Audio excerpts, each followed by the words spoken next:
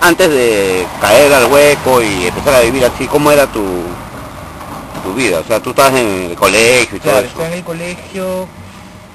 ¿Fue un shock para ti, digamos, o sea, pasar de una realidad a la otra? Claro que sí. Por ejemplo, con los amigos de mi barrio llegué a tener una ruptura porque no entendían mucho la manera de ser. Cuestionarlo todo. Me acuerdo que era una época en la que uno cuestionaba absolutamente todo porque era una manera de reafirmarse.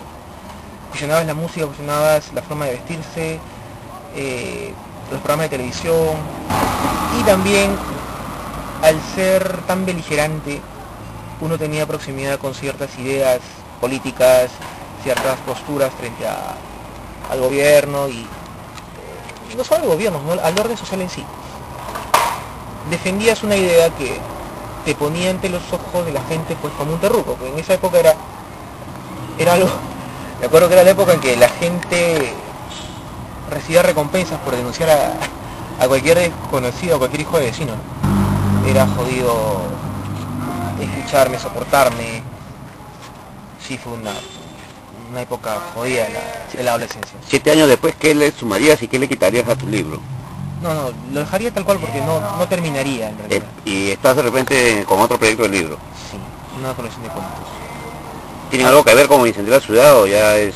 Probablemente tienen que ver con la misma inquietud del personaje sobre la imposibilidad de describir fielmente el mundo que rodea y cómo el acto creativo se nutre tanto de realidad como de ficción o de las fantasías del escritor, como al momento de crear se da esta contradicción. Eso puede haber, pero el tema, el entorno subterráneo está ahí, pero ya no es tan evidente. Ahora, te decía, a los 15 años era jodido, había una ruptura evidente por esto de las ideas. También fue el momento en que, bueno, acá en La Mancha todos han sabido que el Partido Comunista estaba metido. O sea, había una especie de infiltración y había gente que coqueteaba abiertamente con las ideas. Entonces el libro también trata de eso, cómo la movida subte era un espacio que estaba verdaderamente entre dos fuegos. O sea, ha habido gente que ha sido detenida, torturada, los conciertos han estado infiltrados, intervenidos, nuestros teléfonos estaban intervenidos en un tiempo. Y bueno, también Sendero dio un tiempo, al menos una época, a la movida como un posible Un nido donde sembrar su rollo, ¿no? Que está realmente en clara oposición al proyecto de los subtes, ¿no?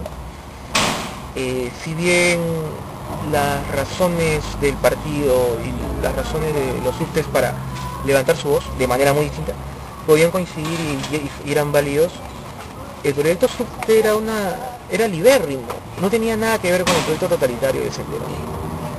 Y sin embargo, en el libro trato de mostrar la tensión y la tentación que daba Sendero a algunos en La Mancha, porque era tentación no tanto por las ideas, sino por el manejo de poder que daba Sendero a quienes participaban en él.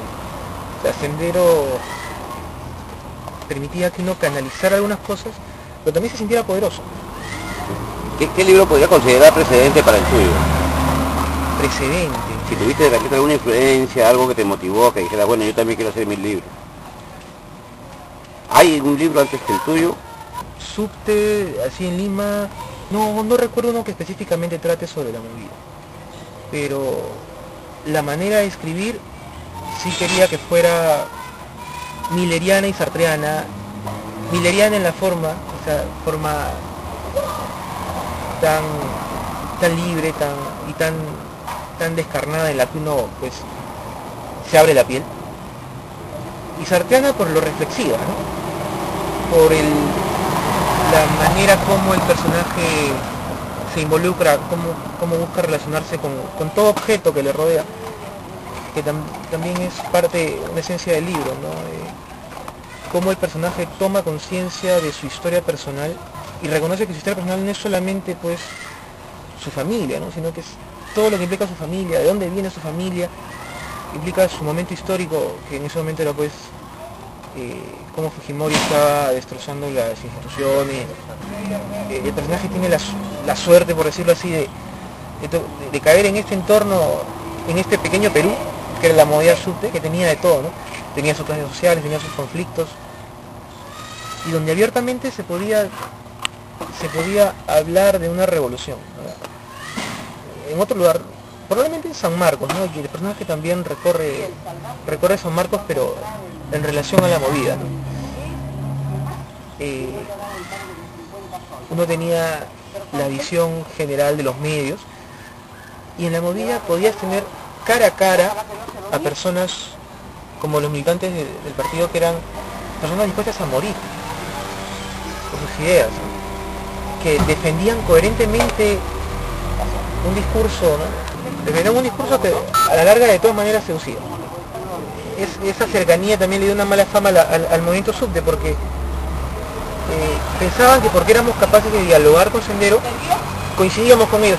Y eso es un lastre que lleva La Mancha, ¿no? Y que va a llevar mi libro también, porque en el libro pongo a personas, a senderistas que hablan, que dan sus razones, y eso hay personas a las que no les gusta. No están dispuestas a escuchar las razones de por qué un grupo se levanta en armas. No creo que haya nada de malo en darle una voz a un grupo de gente, a ese grupo de gente. Para irnos, ¿cuál sería 5 bandas? Eso es injusto, ya, pero 5 bandas que formarían soundtrack de tu libro? En el soundtrack de mi libro son puras bandas de la movida subterránea en esa época, ¿no? Lo Propia, Inocente, las cintas de Eutanasia,